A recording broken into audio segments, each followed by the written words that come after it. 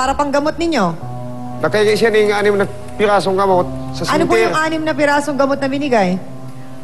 Natatandaan po ba ninyo? Antibiotic. Oo, Opo. yun lang ang naibigay. Tapos sabi ng barangay, bilihan niya ako, alalayan ng pustusan niya kung gasto. Oho. Ang ginawa ko, tadi naman bumabalik sa amin na magbigay ng gamot. Naglaga ako ng daon bayabas. Oo, Kunting nilagyan piano ko nyo. dito. Oo. Pwede naman yon. Yun. So, hindi po nagbigay itong kapitbahay ninyo ng kahit na anong pera po sa inyo, kahit na magkano? Ang kita na gastos niya, yung sa Cebu di Matsolagang 10 daw yun, yung maliit. Oho. Yun lang. Bakit hindi po kayo nagpunta sa ospital? Ay, pira nga ning kulang. Wala ho kayong pera. Kaya nagtyaga na lang kung... Oo, so Salina ng ginamot nyo bayabas. na lang po ng dahon ng bayabas. Oo. So ito pong kapitbahay ninyo, ano pong pangalan niya?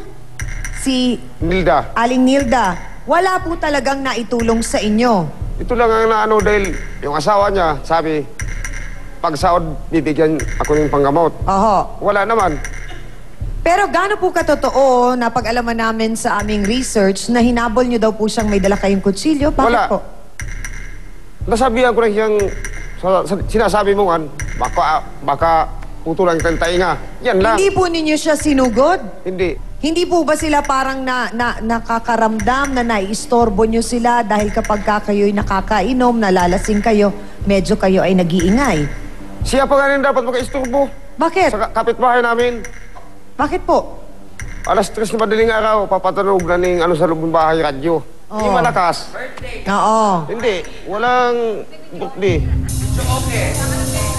Wala naman biyuki. Oo, wala naman daw, Hans.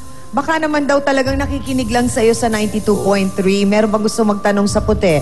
May katanungan ba kayo dito sa ating bisitang si Kuya Eddie? Manong Eddie, sigurado ho ba kayo na yan lang po ang nagawa nyo sa kanya? Bakit ho yan nagawa rin sa inyo na buhusan kayo? Baka naman ho na... Nakaka-istorbo din kayo. Oo, meron ho Ito nga nasabi ko bilang... galit din po sa inyo. Mali ako dun sa unang Yan salita lang ko. po. Yes, sa dalawa niyang pagbalik sa akin tubig. Tama Dalawang kayo. beses po ba niya ginawa yon? Pangalawa ito. Pangalawa Ito. sa hita. Okay na po. Okay na po. Hindi. Sige po, opo. Hindi, Alam na po hindi, namin, babago yun. naiintindihan namin. Ito, Hindi pwede. Pangalawa na ito. Okay po, pangalawa dito. Naiintindihan namin, meron sa hita, meron sa dibdib. Okay po. Oo. Pati sa mukha. So yung pangalawang beses, opo na po, okay na po. Yung pangalawang beses, ano po ang natatandaan ninyong dahilan kung bakit binanlian kayo ulit? Nag-utang ko sa kanya ng 3 yaw-yaw na bitukan ng manok. 3 piso ang isa, bali 9. Nagtitinda po ba ito si Aling Nilda? Oo, nag-ihaw-yaw yun. Nag-iihaw. So, umutang po kayo ng 3 piraso? Oo. Okay. Tapos, dagdagan kong 2 parang 15 bayaran ko dahil ang asawa ko sa palengke. Ay nung pagpadagdag kong 2 tuhog na parang maging 15 halaga, nagmukaan. Di, huwag kang muna magano. Utang dahil palapasin ko muna ang kapital. Pero hindi, bago yan, meron na po kayong dating utang. Hindi, yun pa lang yun. Yun pa lang? Oo.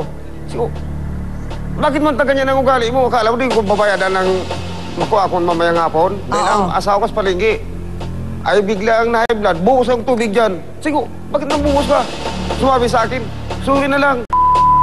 Suri mo, titingan mong klase. Pero gaano po katotoo na dahil sa nangyari, nagalit din kayo, siyempre, itinulak niyo daw po yung kanyang barbecue stand. Hindi Hindi? totoo. Hindi niyo siya inay. Paano ko nawayin yun?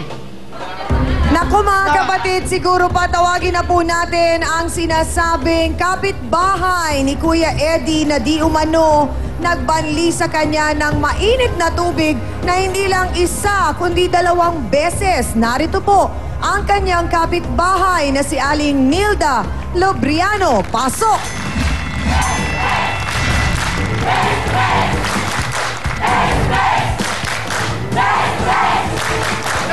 Ay, dali lang. Kayo, ang lalaki mo sama eh. Ngayon, sige.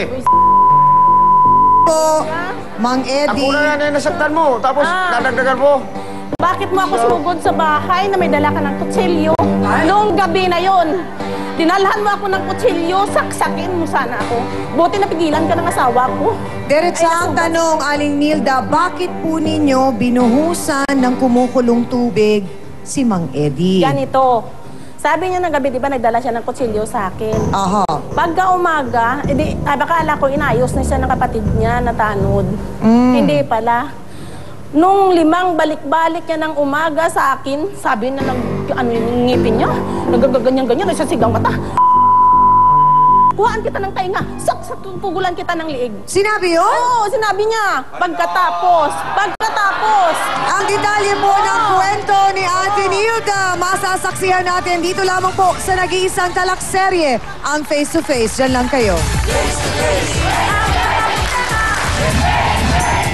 Oo, sinugod niya kasi ako, dinala ko ng kutsilyo ng gabi. Parang nainis na rin ako, na high blood na rin ako. Sabi ko, lumapit ka. Aba, lumapit siya sa pintuan, ginuhusan ko. Face to face.